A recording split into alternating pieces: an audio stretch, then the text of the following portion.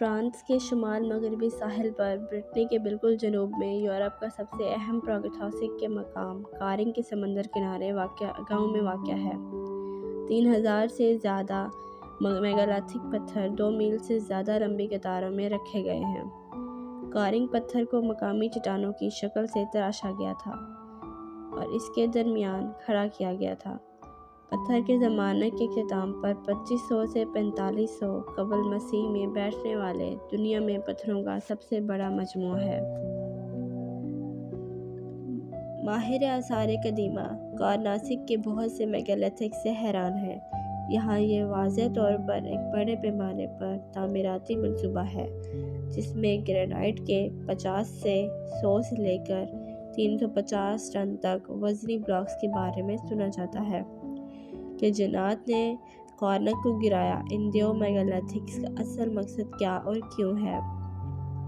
پراگیتھاسک لوگوں نے ان تمام بڑے پتھروں کو منتقل کیا ہے اور انہیں وہاں بہت سی صفوں میں رکھا ہے۔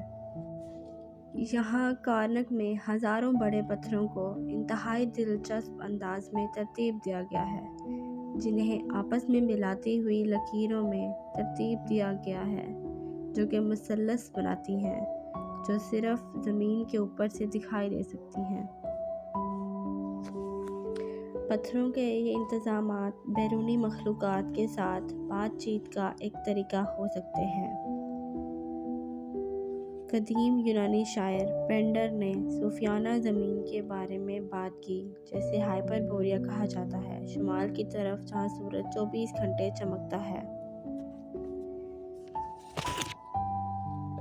لیجنڈر نے دعویٰ کیا ہے کہ اپولو ہر 20 سال بعد اسے آگے کے رتھ میں سفر کرتے ہوئے ہائپربوریا کا دورہ کرتا ہے۔ اپولو جو اسے یونانی کہتا ہے، ٹھیک ہے میں کچھ دوسرے لوگوں کو دیکھوں گا، میں جا کر انہیں سکھاؤں گا جسے تم کہاں جا رہے ہو، وہ بالکل ٹھیک ہے میں اصل میں ہوں۔ اس سے آگے جہاں شمال کی ہوا چل رہی ہے اس کی زمین پیف ہائپربورین۔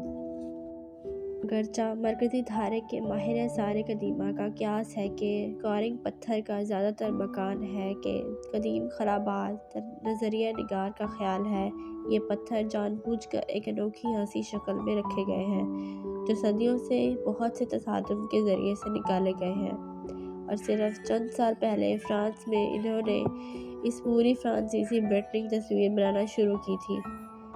ہیلی کاپٹر اور میری برابر 2 تصویریں اکٹھا کرتے ہیں کہ اچانک کسی کو یہ احساس ہوا کہ یہ اتفاقی نہیں ہے کہ لائنوں کی ڈائی ٹینس ہمیشہ 2860 میٹر سے یا بالکل 2800 میٹر کے صحت ہوتی ہے۔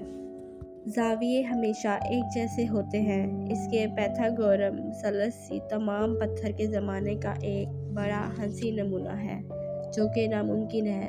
ہمارے پتھر کے زمانے کے لوگوں کو پائتھاگورم مثلث کا کوئی اندازہ نہیں تھا۔ پائتھاگورم تقریباً 420 BC تھا۔